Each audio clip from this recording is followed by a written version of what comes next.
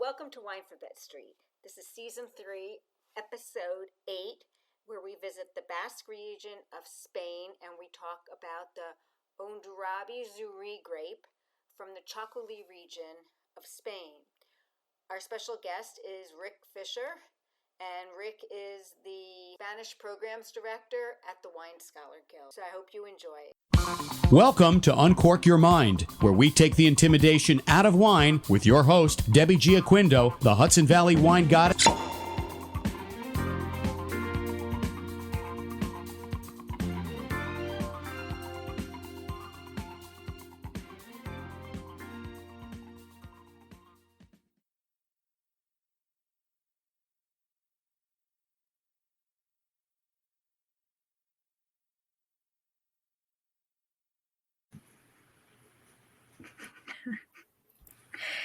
Hey everybody, welcome.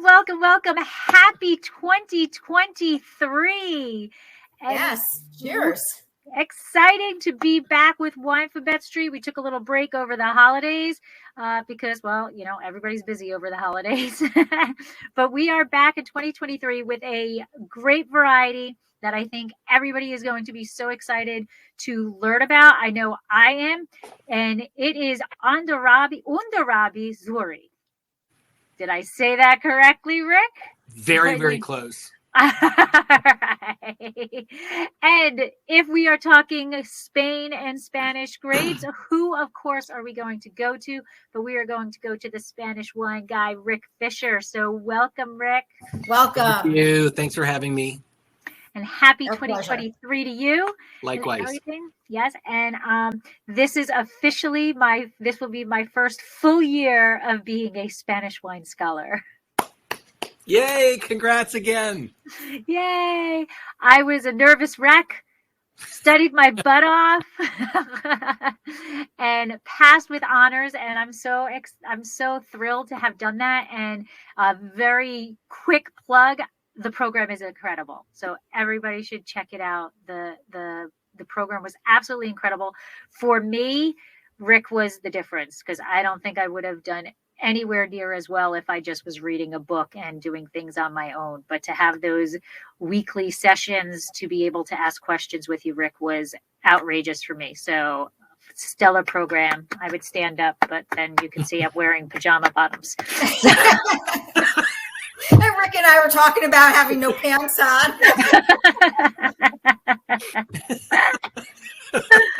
Oh, gotta love these things. Anyway, welcome everybody to Winephabet Street. I am your co-host, Lori. I am owner of Dracaena Wines and Paso Robles. I am a wine writer, wine educator, wine podcaster, all under Exploring the Wine Glass. And I am excited to be here and start 2023 with the letter H. And my co-host, Debbie. I'm Debbie Giaquindo. I'm known as the Hudson Valley Wine Goddess. I'm a wine writer, wine educator, an author of Tapping the Hudson Valley. I'm a certified specialist of wine location specialist in Port and Champagne, and a certified cherry wine specialist. And I'm partner in a restaurant in North Wildwood, New Jersey called Trio North Wildwood, and I could have left something out, but that's about it. All I can handle right now. Trust me. And our special guest, Rick Fisher. Hello. Thanks for having me on today. My name is Rick Fisher. I am the Spanish Programs Director for the Wine Scholar Guild.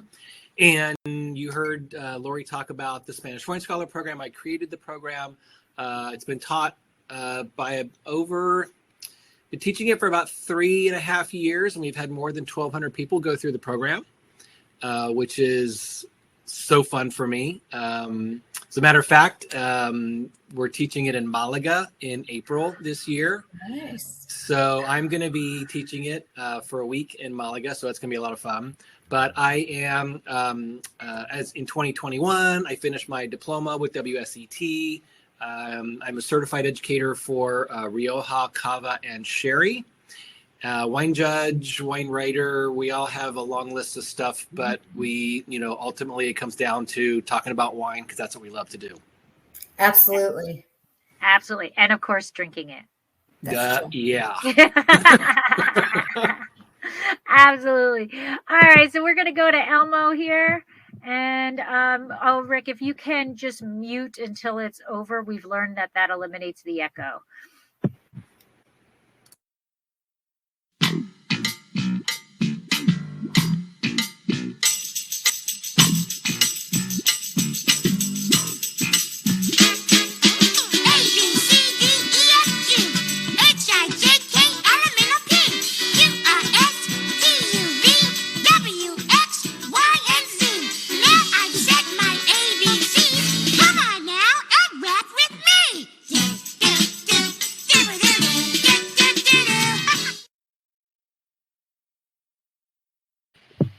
I don't know how you guys can sit there straight-faced and watch that thing.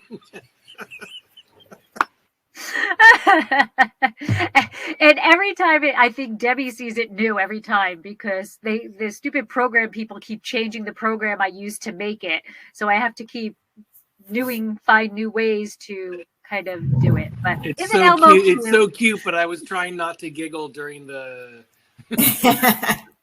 He's so cute. And Elmo is all about education, and that's what Winephabet Street is all about. So that's right. It goes together. Fun and education. Yes. So I'm excited. I have my glass of ohn-dah-rah-bee Zuri. I have my glass. And raise it, and I will say slancha and happy Cheers. 2023.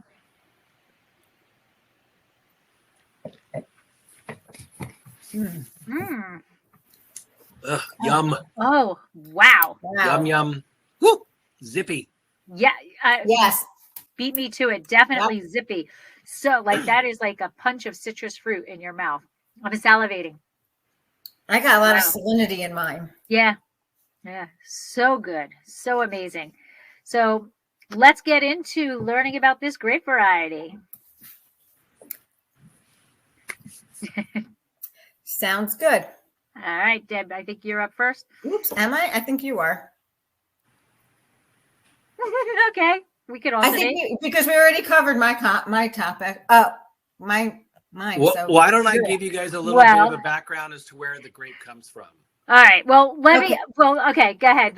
We were gonna talk about the last time you were on. We talked about Xarello. And with your background, but we already did that. Okay. All right. We'll go. So why don't we start off with a little background of Xarello, and then we'll get into Hondarrabi Zuri, which is the last time you were with us. A little background of Xarello, the grape. Xarello? Is there any relationship to what we're going to talk about today? Absolutely not. All right. That's good to know. With the exception of that it's a white grape. Okay. Yeah, Xarello, is the native grape of the Penedès region in Catalonia, and even though they're actually not very close together. Yeah. We've got to cross Aragon and cross Navarra and get to País Vasco, and to get and up to the coast for here. So they are both light and white, refreshing grapes. So. We'll kind of leave their similarities at that point. All right. Well, let's talk about Hondarrabi Zuri, which is actually the main grape variety, as you were saying, in País Vasco, which is also in Spain. So can you give us a little information about País Vasco, like where it is, what its climate like, and the autonomous region itself? Yeah. So País Vasco, or Basque Country, as it's translated, is one of Spain's 17 autonomous regions, and it's situated on the northern coast of Spain. It's part of what they call green Spain, because it's really rainy and it's really super green. So green Spain comes all the way from the western coast, from Galicia to Asturias, Cantabria, and then to País Vasco.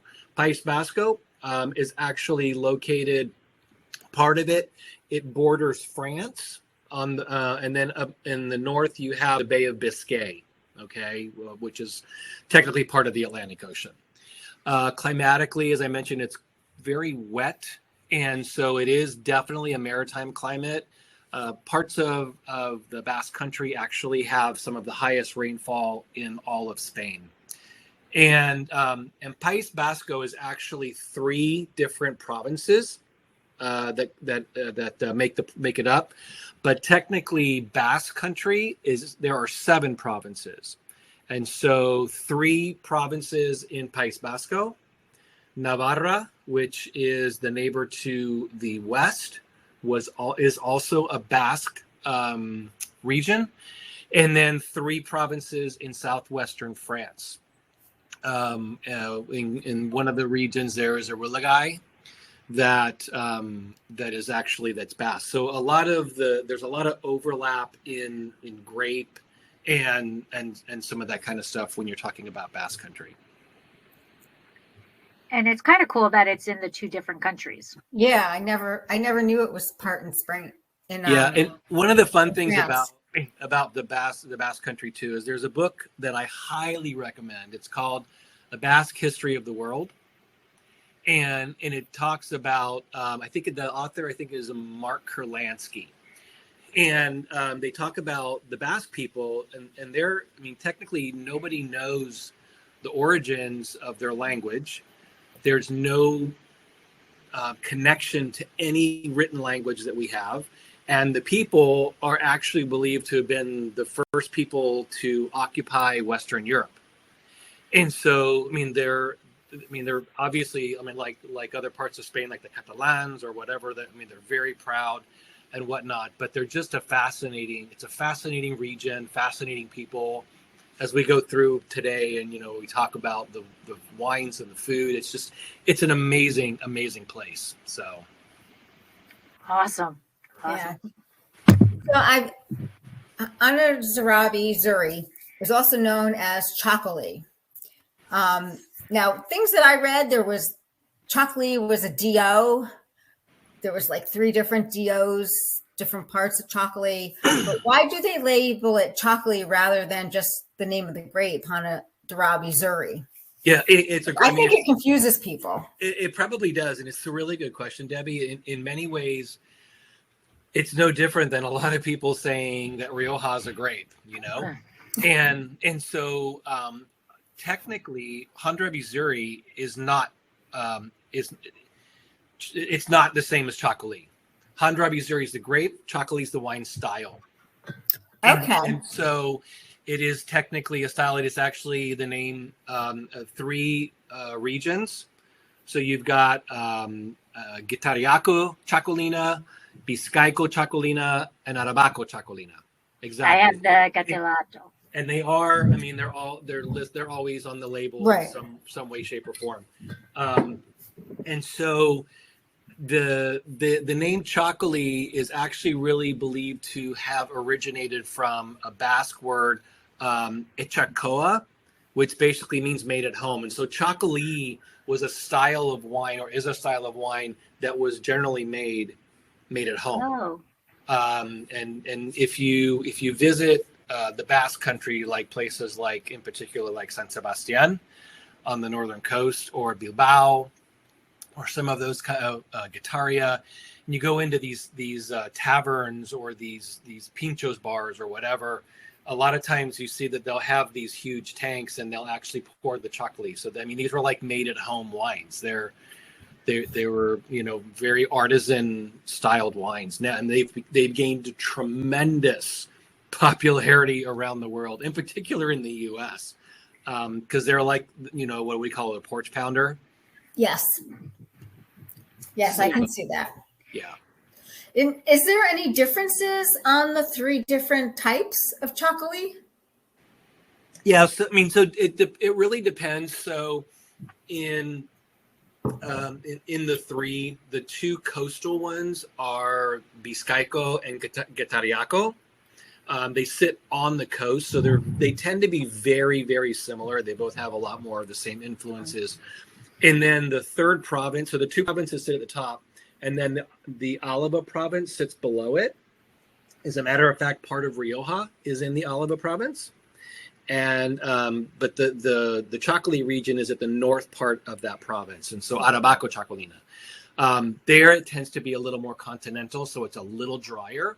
The wines tend to be a little bit fuller, and so, but generally the wines are similarly influenced. The vast majority of wines that we see in the States are from the two northern ones. They're the two biggest producers by far. I think I've only seen a couple of wines from Arabaco in the U.S.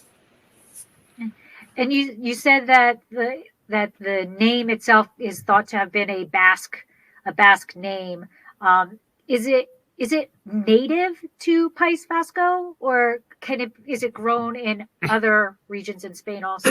Yeah, it's a really that's a very loaded question, Lori. We're good at that. In that Hondarrabi, and you'll see it pronounced and written in two different ways. You'll see it as Hondarrabi Zuri or Hondarrabi Zuri. Both are technically used, and Janice Robinson uses Hondarrabi Zuri. So that's, we kind of use her as, the wine grapes as the Bible. But the grape itself is not even technically a grape. It was named after the town of Hondarribia, and it was the primary white grape that was grown in this area. And when they started to do a lot of research and DNA research on these grapes, Hondarrabi Zuri is actually Corbeau Blanc from southwestern France. And so there's, it's interesting because there's another grape in the Txakoli regions called Hondarrabi Zuri Zeradia, and that's Petit Corbeau. And so you've got these connections, but everybody refers to the grapes because even though they are DNA technically exactly the same grape, they still refer to them in Spain by their synonym as Hondarrabi Zuri. And there's also a red grape too, completely unrelated, named after the town. And that is, I think Americans, we like our things nice and simple, right? We like Cab Franc, Cab Sauv, Chardonnay. I think we get confused very easily, and people shy away from it. And that's what, like Debbie was saying earlier, is like the concept that like this on the front label does not say Hondarrabi Zuri at all, right? Mm-hmm. It's got the Txakoli, but then on mine doesn't either. You have to read the back of the bottle, and then the back says 100%, right? 100%. But people don't know, right? So they see a Spanish white. What is this? It's Txakoli. Yeah, if they can even pronounce it, because exactly, and that's a great point. And the pronunciation, and is it a region? Is it a grape? But that's what we're here for, to tell you all about it. And that's one of the things that does make, this, Spain is, the Basque Country is not unique to anywhere else in the world, right, in doing in confusing people, with that. And so I think they've kind of rallied around the concept of Txakoli because it differentiates them from, every other place and every other, even these grapes, Corbeau Blanc and Petit Corbeau in southwestern France, because those grapes, tend to be made more in the traditional white style. Whereas here, you guys have both tasted these now, that lighter, fresher, zippier, more saline, style of wine. Is there a consortio for them? There are three. The individual, they each have their own. Each province has their own Consejo Regulador. Exactly. Okay. And so it's a very low alcohol. Mine is 11. Debbie, you said yours is 11. 11.5. Okay. Mine's 11 also. Is that a regulation within? No, not necessarily. I believe the minimum, they do have to meet at least 10.5, I believe. Okay. Don't quote me on that. I'm almost positive that's the case, but generally this, the style, the reason why it tends to be lower alcohol, there's a couple of reasons in the fact that, the grapes take, it's difficult to ripen the grapes in this really in the climate, right? In this climate. And so you tend to have grapes with higher acidity because, when they're picked. And then the way that they actually process it, I mean, they're processed generally in stainless steel. And then to get that effervescence in there, they generally stop. They actually close the tank, the fermentation tanks on the stainless steel right before fermentation is complete to help hold in that residual CO2. Oh, wow. And so some producers, I mean, I would say these are definitely like maybe producers we don't see bottled because they're not the high quality ones, will pump CO2 to give a little bit of that. But quality wines like the ones that we're drinking, it's part of the winemaking process where they're actually able to capture that final residual CO2 that gives you that kind of, effervescent, frizzy kind of notes. Very cool. So I was going to show before we go, and I was telling Debbie beforehand, and they brought a couple of props with me. And I always think these are really fun, especially if you're going to drink chah-kuh-lee. So there are in the Txakoli region, they use these little spouts, these little pourers, because what happens is chah-kuh-lee, one of the things that happens with chah-kuh-lee when you pour it, like if you're in a tavern in the Basque Country, they will open a spout and hit the glass like with the shooting wine, or they'll pour from a high their arm up high, because when the wine hits the glass, it helps to aerate it and creates more of those bubbles. And so what they've done is they've created these little spouts. Now this one's a little small for this one, so I'm gonna hold it. But generally what they do is when they pour like this. So it allows, so you can see that fizzy, and it kind of creates that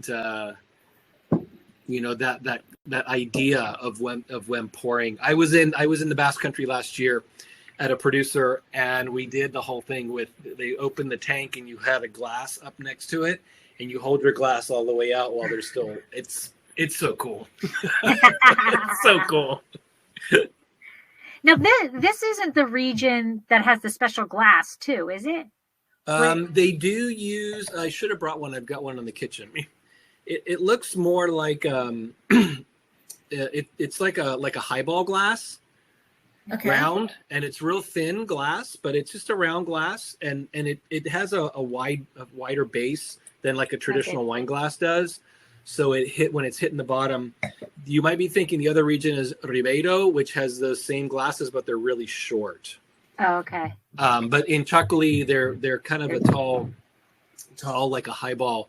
And the way that they would drink them, which is really fun, is they would generally drink, they would drink something, and then they would pass it to somebody else, and they would turn the glass, and they would, so like 3 or 4 people are drinking off the same glass, but in a different spot. Right. They would leave a little bit left in the bottom of the glass, and the last person would take the glass and swirl it and throw it out, and that would clean the rim with the remaining wine, so that you could pour again and start over again.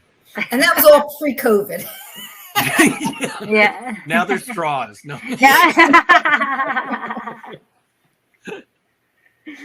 Oh, that's awesome. That is awesome. Okay.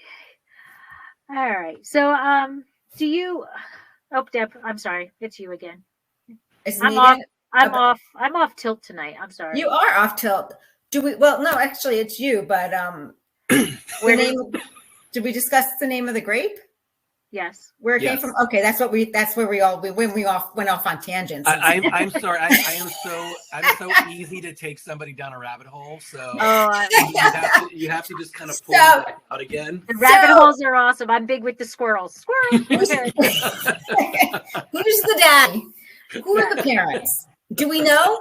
Do we know who the parents of these grapes are? Do they have any type of origin, or? I actually tried to research that, and of course I was looking for Corbeau Blanc, and I couldn't find anything that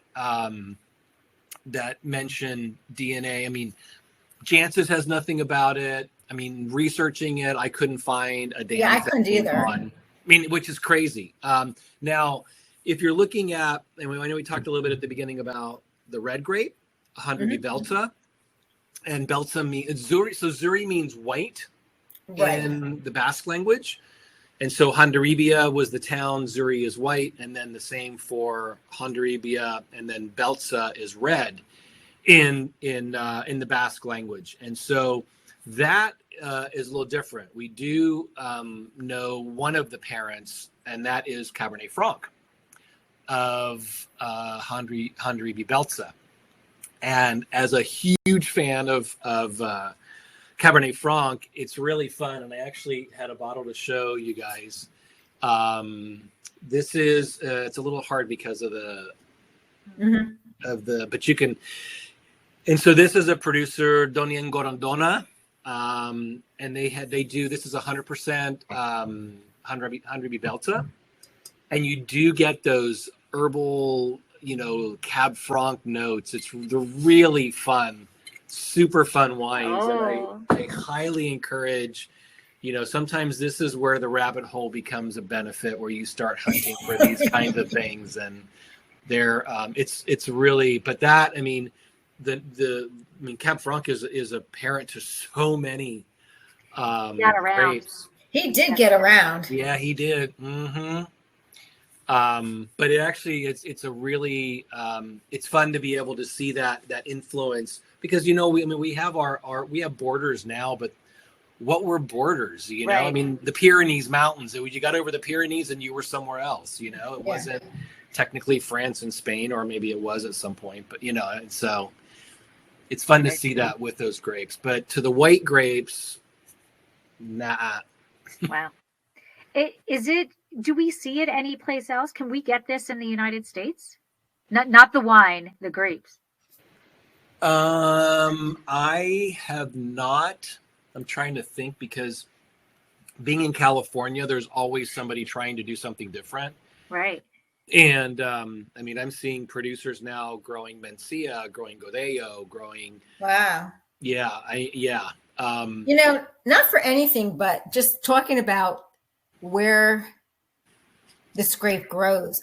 I'm wondering, and I'm going to bring this up to some people in the Hudson Valley. I wonder if this will grow well in the Hudson Valley with the proximity to the Atlantic Ocean and the water. And if you have that really strong maritime climate, and I think or Long Island.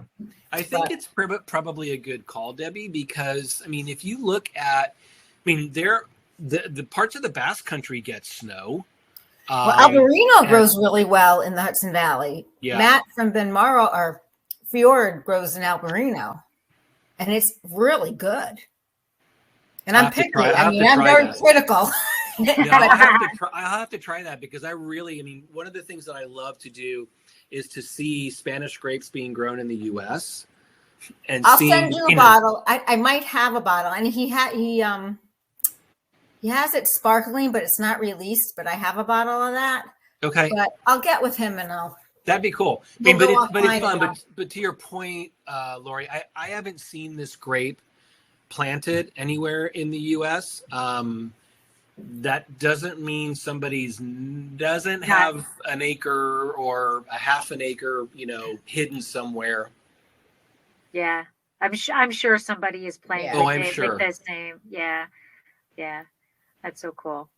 All right. So in general, like we talked about what we tasted a little bit, we'll go a little further into it, but like Zippy comes to mind, the citrus, the salinity. Or is that, you talked a little bit about the two different DOs that are up more north, and then the one that's out in the continental. But if you had to describe this to somebody who has never tasted it before, what would you say would be a general characteristic that they can expect? And is there potentially a grape variety they're more familiar with that might be, it's if you like this, you might like Hondarrabi Zuri? That's a great question. So first off, easily enough, and you can, as soon as you taste it, you get, it's crisp, it's refreshing, it's high acid. It is like, teeth gnawing acidity, And I, I'm drinking a rosado, which is 50% Zuri and 50% Belza. But even here, I still get the floral. There's floral notes. I mean, generally in the ones you guys have will be white flowers.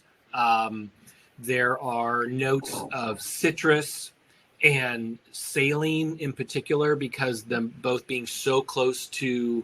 I mean, a lot of the vineyards. Basically, are to the edge of the cliffs where the Bay of Biscay is. And I remember the producer that I visited. We walked through their vineyards, and you just you could hear the waves crashing. Wow. And these grapes these vines are sitting right there at the edge. But those, you get those.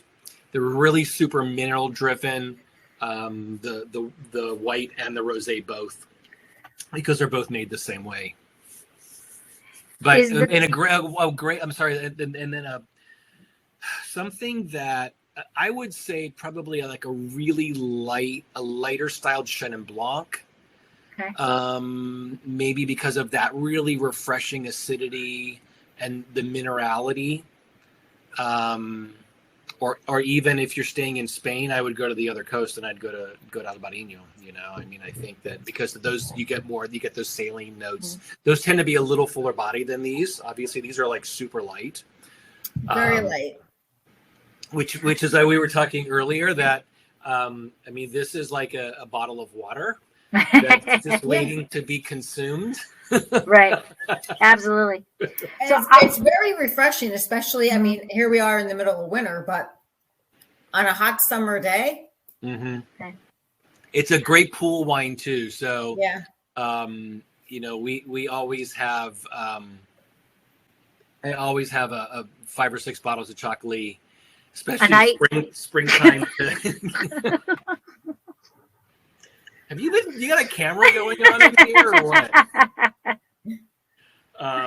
But it's always because it's such a great wine, and it's super light. You don't feel, it doesn't fill you up. It doesn't feel, I don't know. There's just something about it that's so unique to any wine in the world that, so.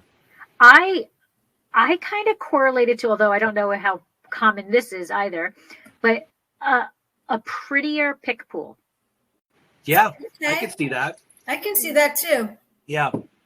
Because to me, and I love pick pool, but to me, pick pool is very one-dimensional.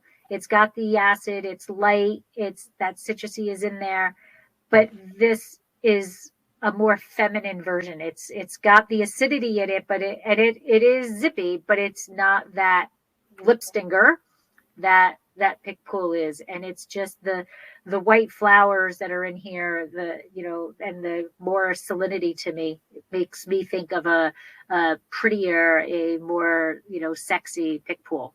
Yeah. I think Txakoli would gladly don the term sexy. So awesome. So why don't you tell us about what you are tasting? Because you have the two, and are they married together frequently? For Rosado, absolutely. Okay. Yeah, and this particular producer is so this is Amastoy. Really, truly one of the country's and one of the region's best Txakoli producers. This is their Rosado, and then this is their white. This one's 100% Hondarrabi Zuri, and then as I mentioned before, this is a 50-50 with the red grape and Hondarrabi Zuri. And everything it's farmed organically. They're using indigenous yeast in the fermentation process, and they hand harvest all the grapes. And you kind of have to this is from Guatariaco, so on the coast, and these vineyards that grow on the coast, they generally grow in a pergola system. but not the same pergola that you tend to see in Ria Spacious, where in Ria Spacious you see these pillars and these wires that go across the top. And the way that these pergolas are is they're kind of more like this. And so they grow up and the grapes hang from the pergola here. And that's really important because of the high amount of moisture. It helps to keep the airflow going so the grapes don't get mildewed and those types of things. And so that's why, I mean, you everything has to be hand harvested. You just can't mechanically pick those kinds of grapes. And because you do tend to have varying levels of ripeness as well, because of the unique, climate that it's in. So, but this one is actually, the grapes are actually they're blended, they're co-fermented together.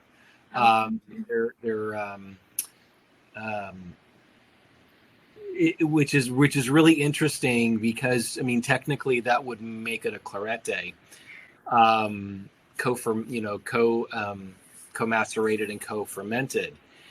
But so I mean, for me, that it's in this one you do get a little bit of those kind of like strawberry notes, because of the Belza that's part of that. It's incredible to like how they do that, like just the concept. So first of all, I mean, they can't, like, co-fermenting to me, like, it makes more sense when you're doing like a field blend type thing. You're just taking everything, but these have to ripen at different times. So are they starting the fermentation of the Zoo-Ree and then adding to be is it like a 50-50 mix blend? It is a 50-50 mix. It is 50-50, and they just put all the grapes in together. And to be honest, I'm trying to think. I mean, I don't know how far apart. I'm trying to think. Because this is it's a late budding and a mid ripening grape. Oh, okay. So, and Cab Franc is earlier. Is a little earlier, so Belza's going to be, should be similar in that regard. So, they may actually pick them both around the same time period. If not, they may actually just keep them in a cooler. But, but it's not going to be that long, that much of a difference. I saw that there was a question up here from Karen about what months do they normally harvest. Oh, there you go. And so, I mean, because it is so cold, I mean, you're looking at later harvest. So you're looking at probably in the October, September, late September to October. Especially in the coastal areas. If you're in the Atabaco area where it's more continental, it's a little warmer, then they're going to be harvesting a little sooner. But generally, I mean, they're definitely because and the grapes they're like the Zoo-Ree, they're super small berries too. So I mean, I don't know how. I mean, I'm always amazed because viticulture is so foreign to me, even though I've studied parts of it. I'm always amazed at how they get everything just right. When you've got a vineyard that has different influences and all these kinds of things. So, yeah, I'm thinking maybe they're also doing separate passes. So maybe they're harvesting. They could be the Zoo-Ree for a white at one time, maybe leaving it on stem a little bit longer if they're going to make the rosato, and then they're harvesting the Belza maybe a little bit earlier for the rosato. And then, so it could also be done through multiple passes. So absolutely, no, it absolutely could. And I will say one of the things too about, I mean, the Belza that I was telling you about, because I've had Amos Toy also makes a 100% Belza in the same, and it's in the Riesling bottle as well. It's the same bottle. And but it's a dark bottle, and they still have that characteristic acid of the region. So because Cabernet Franc in other parts of the world, when it's going to ripen fairly quite fully. Whereas here, you still capture some of that acid from the grapes and the harvest. Very cool. I'm all happy to learn something else about Cabernet Franc that, I know you are. You're the Cab Franc queen. There you go. There you go. Awesome. I've got a goddess and I've got a queen. So there you go. Hey. Thank you. Thank you. So, Rick, what is the relationship between Hondarrabi Zuri and their Cruchin, the Corbeau Blanc, and I'm sure I'm not pronouncing them correctly, and Noah? And Noah found in the south of France. Is there any type of relationship, or? I think I would say with just an overall yes, they're all related in some way, shape, or form, whether they're synonyms of each other, which is generally more the case. You've got, as I mentioned before, you've got Hondarrabi Zuri, which is DNA genetically the same as Corbeau Blanc. You've got Hondarrabi Zuri Zeradia, which is genetically the same as Petit Corbeau. But Hondarrabi Zuri itself is also the synonym for the grape Cruchin, as well as the American hybrid Noah. And there's a genetic connection to that as well. So Noah is an American hybrid? It's an American hybrid, yes. Oh, no. Wow. Yeah, and so sounds pretty American, Noah. We'll just I know it does. It's like we're so creative when we come up with the names. And so I don't know. And I'm totally speculating at this point, but who knows? It could be one of the grapevines that went with phylloxera. That who knows? For grafting, but yeah, it's hard to know how all these grapes get. I'm fascinated by the genetics of grapes. And they're always learning. We're always learning something new about them. But it's a long answer to say I don't know. Okay, fair enough. Well, so many. And grapes, I don't know that anybody does at this point. Yeah. There's just so many grapes that have. Literally, Cab Franc I think has 20 synonyms. Of where depending on where you are, what it's called. And that's one of the problems in the world of wine is that people think because, I'm getting this and it ends up being the same grape variety. They're just calling it different. And I've read quite a bit that people, how many synonyms there are, but you can't get rid of them. Yeah. Like Tempranillo, how many names does Tempranillo have just within? Yeah. Right.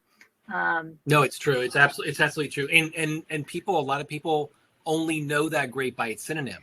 Right.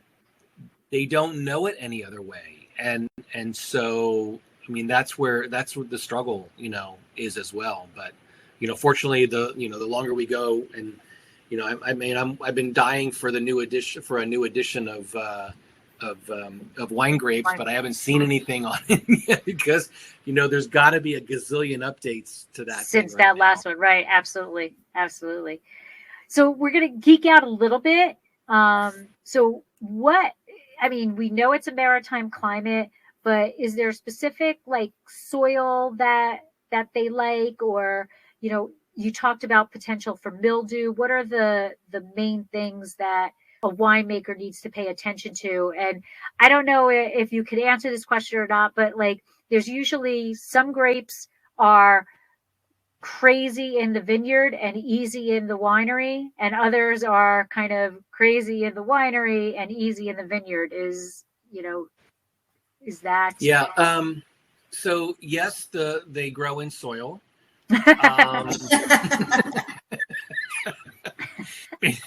Sorry. That was good. But generally, the different provinces have some similarities. You tend to see a lot of limestone subsoils, but you do see a lot of clay as well. And as well as you see some alluvial soils as well. And so the soils for the grapes tend to be very high in organic content. And, and I think one of if I was going to say if there were some struggles in the vineyard, it would be the climate and having, and I mean, even if these grapes are growing on the parrals or the pergolas, I mean, you still have a lot of rainfall, and so the, clay is not tends to hold water as well. I mean, so you have to be very, very careful there. And I mean, now they do get, some hours of sunshine and whatnot during the day. And so generally it's not an issue, especially the way the grapes are growing. They're not growing close to the ground. They're not, they're probably at about 5 or 6 feet above the ground. And so they definitely have a lot of airflow going through. The grapes are high yielding. And so they're at this point, I don't know that they do any green harvesting or anything like that. I haven't heard of it because the yields tend to be fairly generous in the regulations. And really, I mean, you're not producing a wine that needs to have low yields because it's going to age for 5 years and it's going to sit in the bottle for 20. You're making a wine from, grapes you just picked and you're putting them in the bottle and they're in somebody's glass within a year. Yeah. And so generally, these are, now there are exceptions to that rule, of course, but generally, high yielding is good because they can produce more of this because the Txakoli has become so popular. In Basque Country, it's always been popular, but not, and been around the world, it's just gaining in popularity at that point. So, so other than that, I think, I would say those are probably the biggest potential issues working in the vineyard. In the winery, from my understanding, the producer that I visited last year, it's a fairly easy grape to work with. It's not oxidative. It's not reductive. It's, I almost feel like it's like, going to the store and grabbing some green grapes in the bag in the stainless steel tank, I know it's not that easy. So if any chocolate producers ever watch this, please. That was a joke. But it tends to be a fairly baseline process, and again, you're fermenting, you're going through alcoholic fermentation, and then you are capping the stainless steel tank, keeping the residual CO2, and then you bottle it. So pretty much it doesn't see any oak or anything. Does it spend time on its lees? It's fermented in tanks and then to the bottle? Yeah, so and that's a really good question because it's one of the things that, a lot of regions traditionally were just, super light, and this, you kind of go through this with Albarino, where it's like now you see all these crazy things coming out of Riaspecious. And the same thing is true here. 99% is going to be this style that you're, that we're drinking. But there are producers that are doing lees aging. There are producers that are toying with oak, and I would say generally what you're going to see in those, you're looking more like Fudras or large format barrels. Okay. Small barrels will not be kind to this kind of a wine, but I have over the past couple of weeks, I've been kind of lucky. I'm obsessed when it comes to finding new and different things, and so I collect, and sometimes I actually open. But this is from that producer that does the red, Doña Gorondona. It's called Iri, I-R-I. And this is 100% Hondarrabi Zuri that's aged 5 months on the lees. Okay. And it does not have that effervescence. So it's actually more of that white wine process that you go through. And this is actually from Vizcaico. which actually has had a tremendous amount of changes in the last couple of years. But it's free run juice, and absolutely fantastic. You think we'll see anything in a cement tank? I would not be surprised at all. Okay. Not at all.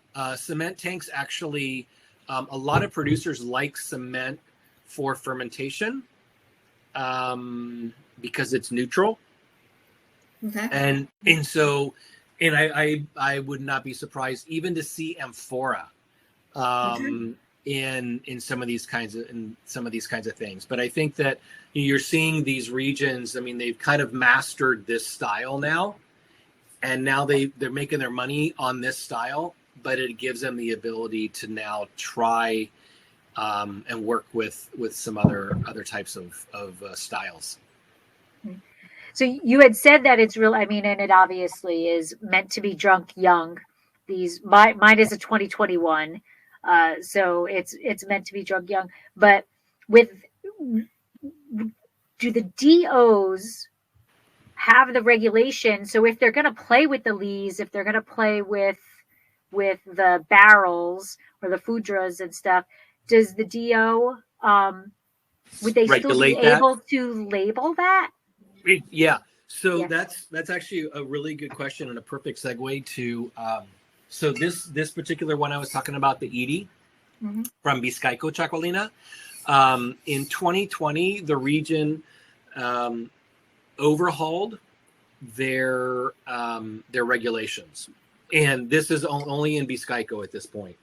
And so at the time, the only red grape, for example, that was authorized was Belza. Now, Cabernet Franc and Pinot Noir are both authorized. Wow.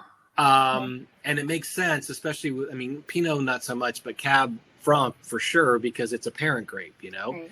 But the other thing that they did, and this wine actually falls into that category now, is they have a new labeling system called Berziak Txakoli, and that's for wines that are aged on the lees for 5 months or longer.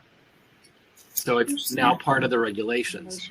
They also have additional styles that they've authorized. So wines made in amphora, wines made via carbonic maceration.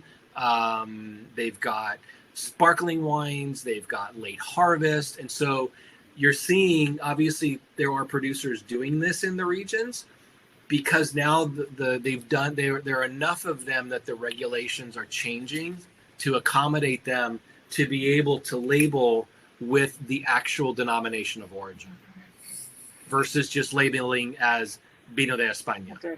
Right. That's a table wine. So I don't think you can hold. I just don't think you can hold back winemakers. Like they get it. There's regulations for a specific DO, but they're going to experiment, and if they start to experiment and it becomes a bigger thing, the DO's got to adapt to allow, right? That you want to grow the DO, right? And I think that's Bizkaiko Txakolina, is really on the forefront of that in this part of Spain. I would not be surprised to see Guitarriaco follow suit very soon. Guitarriaco was the first DO in the Basque Country, and Bizkaiko was the second. And so I would not be surprised to see that happening as well. So is this widely distributed in the States? Because where I am in the land of misfits down here in South Jersey these days, I would never be able to find it. Mine came via my UPS driver. So, and I go into the liquor store a lot looking for stuff. And is it widely distributed? Because a lot of people that are listening to this, where can they, Yeah. Can they So find it? when you go to the liquor store, Debbie, you have to move past the Scotch aisle. I don't drink Scotch. I don't either. It was just the first thing that came to my mind. Vodka, but not Scotch. I'm a gin guy. So it is. In the bigger markets, it's absolutely available. New York, Chicago, Miami, Los Angeles, San Francisco, wherever, It's really, it is a little more hit and miss in the smaller markets. I mean, a lot of like wine bars, it's a really, especially in the summertime, you'll probably see a lot more of it like by the glass, because it is such a great summer wine. I mean, for me, I would say and I would encourage everybody, and if you go and you find some, don't just buy one bottle. No, buy half a case or a case. You will wish you will wish you had more. Absolutely. And so, it's not terribly expensive. No, generally in the $15 to $20 for a nice. I think both of these were in the 19 to 20 range. Okay, mine was under 15. Yeah, and if you're going for like some of the more esoteric ones, like the red or something, this is probably, I think, was 22 or 23. That's not bad. And then the Edie, I think, was closer to 30. Okay. This is that Lee's age, whatever. Bad. But I would look at Wine Searcher. I mean, I live on Wine Searcher, so wine-searcher.com, and just type in Txakoli. I mean, you will find. And it's spelled Txakoli. Exactly. And that's the Basque language where T's and X's live next to each other on a regular basis. So I think this is a Somm geek alert. I think that if you have a good Somm in a restaurant, you're going to find a Txakoli on the menu, because it's something that they can geek out over, and something that I think is enjoyable by a wine newbie or somebody who is experienced with wine. It's just across the board a very appealing style of wine. Yeah, I completely agree, and I think, I would tell you, if you go into a restaurant and you see it on the glass and the bottle, I would just buy the bottle, to be honest with you. Seriously, because I mean, by the time you've gone through a couple glasses, you're like, doggone it, I wish I would have just bought the whole bottle, because it's such a crowd pleaser. It's super easy. In the summer, this will go great. All kinds of seafood, white fishes, clams, shrimp. I don't do oysters, I don't know if it has. Yeah, it probably would do well with oysters. It's got that salinity. Yeah. And so, I mean, they always talk about, where the wines are made and where the vines grow, and you're right on the coast. And if you go into Basque Country and you go into these tavernas, and you see the pinchos, which are Basque tapas. So never go to a Basque restaurant and ask for tapas. Oh, okay. They're pinchos, Pintx. Here we go again. O. And so, but they're basically, what they are is it's like a tapa that's put on a piece of bread with a toothpick in it. And the way that they would do it is you would pick a bunch of pinchos. They would count your toothpicks at the end, and they would charge you based on the number of toothpicks that you had. And chah-kuh-lee is the drink in these places.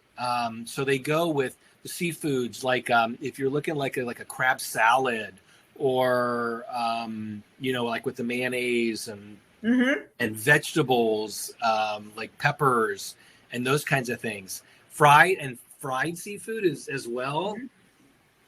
I had this past weekend crab ragoon grilled cheese. Oof. This would have been awesome with it. That's awesome. Yeah, and so I mean, it's a very versatile. I mean, it's not a red meat kind of a wine. No, definitely. Now the red, yes, because it's a lighter, fresher style. You could totally do that, but not. But I mean, it is so versatile, especially when it comes to the sea.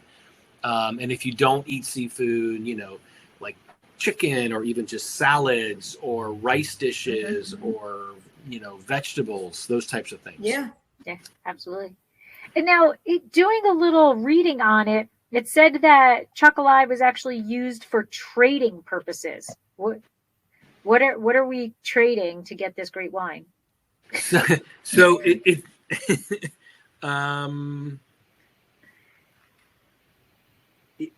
funny because the Txakoli actually goes back. I think I'm trying to think. The first writings were back in the 10th century of of the wine. And I mean, wine has been used for trade for a long time. The Dutch, the English were always trading, wine for whether it was wool or whatever. And there was something I wanted to read you guys because it was so fun when I read it. And it was back in, and this has to do with trade, but it has to do with how important this wine has been historically. Back in 1397, during the general meeting of the Gipuzkoa Guild, so this is Guitarriaco. Okay, they're all the same. The first bylaws of the province were approved, and item 18 threatened anyone who destroyed the vines with the death penalty. Yes, That's some serious stuff there. Isn't that awesome? that is awesome. Maybe everybody who keeps ripping up the vines to plant them to Cab Sauv should be following or Chardonnay. Or Chardonnay, right? Which incidentally is approved in the region, but Chardonnay and Sauvignon Blanc have been recently approved, but nobody's, I don't even know why they do those things, because I mean the Riesling is the only international grape that I really see that has a home in this area, and you'll see. A lot of times you'll see Hondarrabi Zuri blended with Zeradia. There's another grape called Ischiriota, which is Gros Manseng from France, and then Riesling, and you will sometimes see those minor players in a blend. But generally, I mean, it goes to show you. I mean, it really could very well tie back to your question on trade, Lori, in that. In the 14th century, people were threatened with death to pull vines up. What is it? I mean, it couldn't have been just a local consumption thing, Right. It had to be that it was agriculturally significant in the region for survival. Right.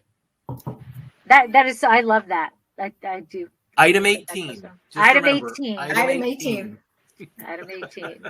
Don't touch the grapes. Oh my God. Off with your head. Yeah. And I mean, Deb, you guys kind of started it, but what else? What else are your food? Yeah. For people like me. You know what, Laura? People like you, the vegetable, like fried rice with vegetables. I can see like eggplant rollatini. Okay. Do you not eat seafood, Lori? No. Okay. Well, Lori's got a very limited palate. It's okay. I mean, she lives in Fresno. I mean, it's like, yeah. but that is also. But anything vegetable wise, this would go broccoli salad, quinoa, anything like quinoa, rice, orzo salad with lemon in it. That would be awesome. Yeah, I got to pull out that lemon in something. Like I think that's a great. I mean, a lot of times I will do just like pasta with some tomatoes and some basil and a little squeeze of lemon and extra virgin olive oil. Yeah. But I would say this is definitely the more. It's a seafood and vegetable wine. It very much is. Yeah. Yeah. Absolutely. But I mean, like a rice paella or a rice paella with vegetables. Yeah. Would be spectacular. Because you do have having the texture of the rice, that kind of fullness of the rice with the really super light chah-kuh-lee. I think it's a great combo as well. I'm wondering about because of the acidity and stuff. I'm thinking like a risotto with some fresh shaved Parmesan. I don't know where, I think that would go well. That would because you got the saltiness of the Parmigiano Reggiano, right? Yeah. And you want some of Chef Gus's risotto? That would go well with it. Yeah. So that's what my mind went to. And that's great because not everybody eats seafood. I mean, I think Yeah. You can't assume that, And it's a good vegetarian wine. Yep. Absolutely. And I mean, you walk into a Pincho's bar, I mean, you're going to see a lot of seafood, trust me, but you're going to see a lot of vegetable. Like, I mean, even stuff like a tortilla, the Spanish tortilla, the egg Right, and yeah. potato omelet. Mm-hmm. I mean, it's perfect. It's it's a great appetizer or whatever. And I mean, it's beautiful. Yep. That's what we made, Rick. That's what we made to celebrate me passing. Yes. The Spanish wine scholar. A friend of ours bought me a bottle before I knew I passed. Bought me a bottle of Spanish Tempranillo, and so Mike made me the Spanish tortilla, and that's what we sat down and we celebrated. We celebrated with that. I love it. Hey, anything Spanish works for me. Yeah, awesome. Now, and you have, this can be made also, it's kind of a frizzante, but can it be in an actual sparkling also? Yes, it can. I told you I came with props. He has a sparkling, yes. Yeah, this is the Hidusta. This is Brut Natur. Okay. And this one is from Txakoli as well. 100% Hondarrabi Zuri. And it's traditional method. So just like cava, champagne, whatever. And aged on the lees for 14 months. Wow. So like a traditional cava, for example, is 9 months. Can we find that in the States? Yeah, I got that here. I got that. I think I got this from K&L. Okay. Deb is going to be on the computer later. Yeah. and it's beautiful. I mean, just from tasting these wines too, that they're really the acidity and they're really fresh, but it had a really nice creamy mousse to it. It was aged for 14 months on the lees. It's all disgorged manually as well. And so, I mean, you don't see Amos Toy actually does make sparkling as well. I've seen they make the white and a rosado of sparkling, both available in the US too. So there's definitely, they're definitely, I mean, they're very limited. It's like trying to get a sparkling wine from the Canary Islands, kind of thing. But yeah, they do, they make them. And they're, it's part of these regulations that have been evolving over time, that they're authorized styles as well to be able to carry the label of the appellation. And since they're traditional, Debbie and I can saber them. That's right. Yes. Since they're traditional method. It is saberable. It is saberable. That's very important to Debbie and I. Yes. It's our addiction. Yeah. I love it though. Yes. Hey. Yes, absolutely. I love it. You'll never forget your first saber. No. And I've saved all the tops. And at the restaurant this year, I had 2 little Christmas trees, and that's what I used as ornaments. Oh, that's fun. Yeah. That's fun. Hopefully nobody touched them and cut their hands. Nobody did. Yeah. I actually did cut my hands putting it up. But we didn't go into that. No, Super glue works good. That's funny. Well, we are actually over an hour, but yes, is there anything we've missed that we need to let our listeners or viewers know about Hondarrabi Zuri or País Vasco?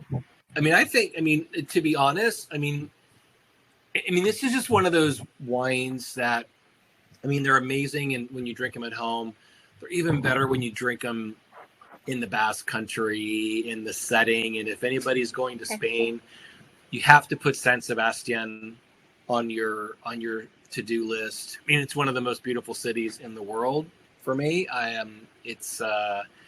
But I mean, outside of, I mean, the amount of information, like we've covered a lot in this hour, and I would just say go online and find some of these wines and just enjoy. And if you want to learn more about this or about anything Spanish, then come take the Spanish Wine Scholar course.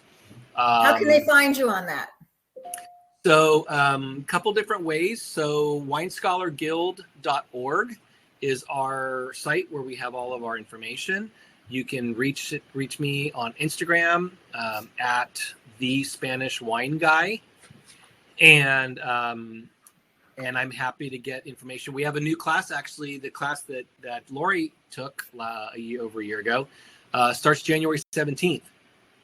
So the next instructor-led course starts January 17th. Reach out to me. I'll make sure you get all the info quickly so we can get a manual sent out to you. Lori's known me for a while when it comes to, and she's listened to me talk on this, and I can never talk enough about Spain. I absolutely love it. I think it's the best country in the world. And, I know you guys have to cover other grapes, but thank you for finding all night and talk to you about Spanish wine. Yeah, I love it. Because I'm a huge fan. I love it. But yeah, no, at the Spanish Wine Guy on Instagram or winescholarguild.org. And we can get you any information that you want for that. And I just want to say, we haven't gotten, or I didn't get any compensation. Debbie did the sherry specialist thing. Yeah. There was no compensation for that. So this is just our true, opinion of it. It was not an easy class. It's not meant to be. Class wasn't easy either. It was not an easy class, and it really made me think and study. And that was what I thought was cool, was how you took, we went across the country and went through each of the autonomous regions. But the bad thing is, in a lot of education, it's like, okay, here's Rías Baixas. Yeah. Okay, here's País Vasco. Yeah. And there's no connection between them. And that's not the way the Spanish Wine Scholar program was set up. We traveled the country with a connection throughout, which for somebody like me, who, it makes it a lot easier. And it's not something like I've memorized it for the test and I forgot it. I actually understand stuff. Not to say I don't have to go back to the book and look things up. We all do, trust me. No, we all do, trust me. But that's very kind, Lori. I appreciate it. And we spend a lot of time creating these courses, and to your point, anything that's worthwhile is not easy. So, and it's great. As I mentioned at the beginning, we have a course starting in Malaga in the middle of April. We still have a few seats available for that, but I'm super excited. It's 5 days. Can I just Spain. Go with you to visit Malaga? We're going to visit the sherry region one day, and then we're going to do a half day in one of the subzones in Malaga. We'll be tasting probably 70 or 80 or more wines from around Spain over the course of the 5 days that we're doing the course. So it's going to be a lot of fun. But if you can't do that, obviously, come and join us online. We do also have an independent study. We'll just follow you on Instagram. Yeah, seriously, it's a lot easier that way. Because I always talk about upcoming classes in particular, plus fun little gems that I find. And it's almost always, and they're always available in the U.S. because that's where I find them. So, that's good. And just for people for next month, date will be determined because I have some travel plans and we'll have to work it out. Is Isabella, and which is no clue what that is. It isn't. It's. I know it's grown in New York, so I'm going to seek out somebody for that. I will not be volunteering for that one. No. I have people in mind, so stay tuned. Sign up for our newsletter, and we'll let you know. And I just want to say thank you again, Rick. You are so generous with your time and your knowledge. And,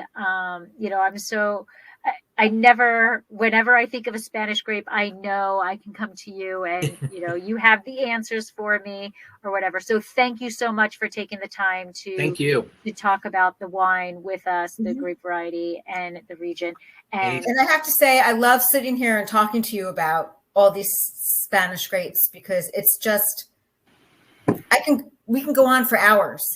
No, we could. We absolutely could. And You know. anybody that knows me knows that that's true. So it's good that you have time periods that you have to follow. Yes, and thank you, because we are well over our time period.